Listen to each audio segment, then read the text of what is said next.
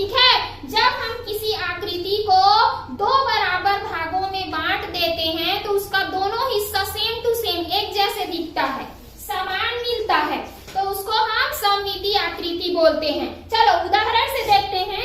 जैसे कि देखो बच्चों, ये क्या है? पत्ता। एक पत्ती है, ठीक है। अब इस पत्ती को हम देखते हैं कि इसका आकार सममितीय है कि नहीं है, ठीक है। तो अब इसको हम दो बराबर भागों में बांट के देखते हैं। तो हम मान लो इस पत्ती को ऐसे बांट दिए, ये, तो इसको देखिए, इसका दोनों हिस्सा बराबर है ना? है ना? देखो जब मैं इसको मोड़ी हूँ तो इसका पीछे का हिस्सा आप लोगों को दिख रहा है क्या? नहीं है। पूरा ढका गया है ना? ढका गया है ना? इसका मतलब क्या हुआ कि इसका दोनों हिस्सा क्या है? बराबर है, दिख भी रहा है ना?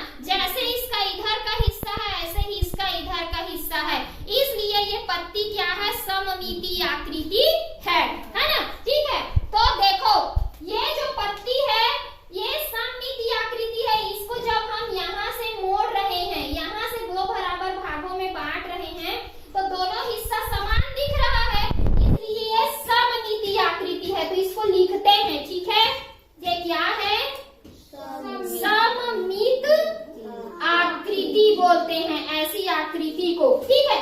और जिस लाइन के द्वारा, जिस रेखा के द्वारा हम दो बराबर हिस्सों में बांटते हैं, ये जो लाइन है ना, इसको बोलते हैं सममित अक्ष बोलते हैं। क्या बोलते हैं?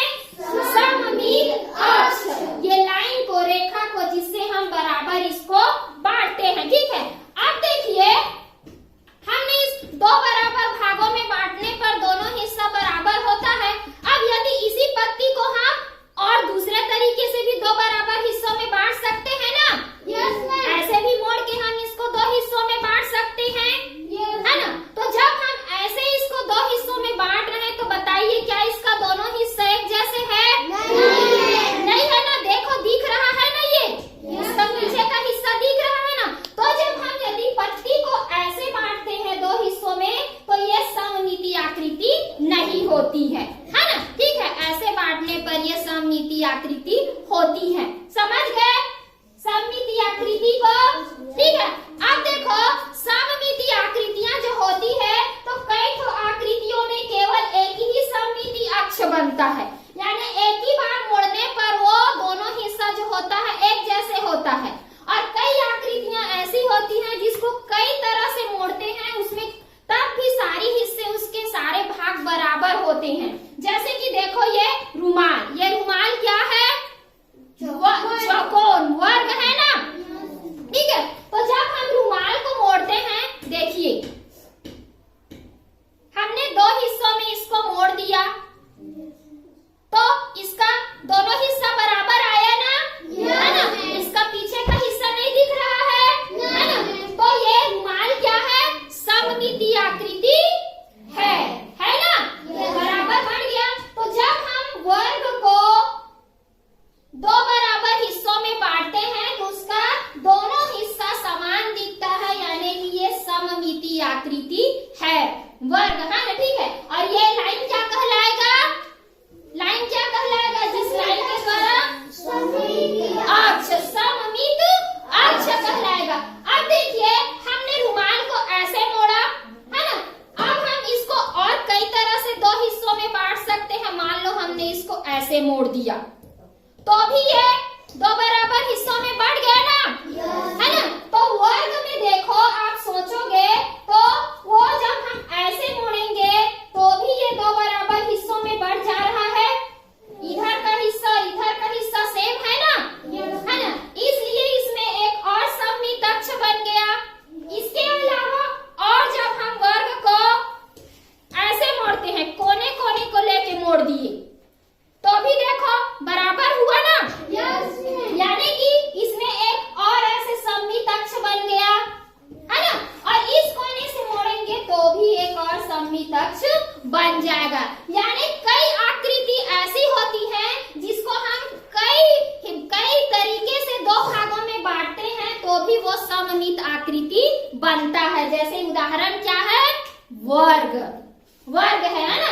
ये वर्ग को हम कई तरीके से जब मोड़े हैं तो भी वो सममित आकृति ही मुड़ रहा है, लेकिन पत्ती क्या था, केवल एक बार ही उसमें सममित आकृति बन रहा था, एक ही सममित अक्ष था। और वर्ग में कै सममित अक्ष बन गया, 1 2 3 और 4।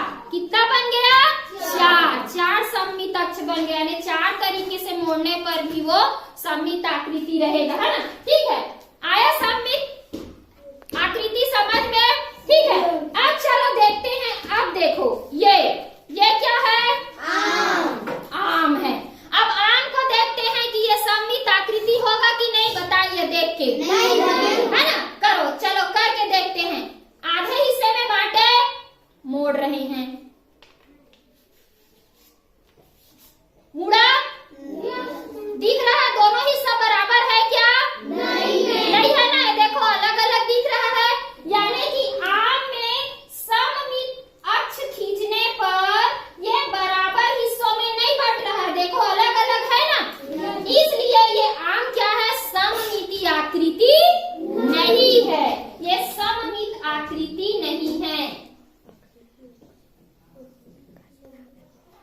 आकृति नहीं है ना। ठीक है, और ये सममित आकृति है और ये भी सममित आकृति है। ऐसे भी मोड़ के देख सकते हैं, ऐसे भी मोड़े तो है क्या सममित आकृति, नहीं हुआ है ना। तो ऐसे मोड़ने पे भी ये नहीं हो रहा है, यानी कि आम जो है सममित आकृति नहीं है। ठीक है, इसी तरह से देखो ये क्या है, हाथी। अब हाथी सममित आकृति है कि नहीं, है। ठीक है, इसमें कितने सममित अक्ष बनेंगे हाथी में, एक बनेगा ना। देखो ऐसे मोड़ने पर बराबर है ना, है ना। लेकिन यदि हम ऐसे मोड़ते हैं इसको तो बन रहा है क्या, नहीं। इसलिए हाथी में केवल क्या बनेगा, एक ही सममित अक्ष बनेगा, जिससे वो 2 बराबर हिस्सों में बट रहा है, लेकिन ये सममित आकृति है।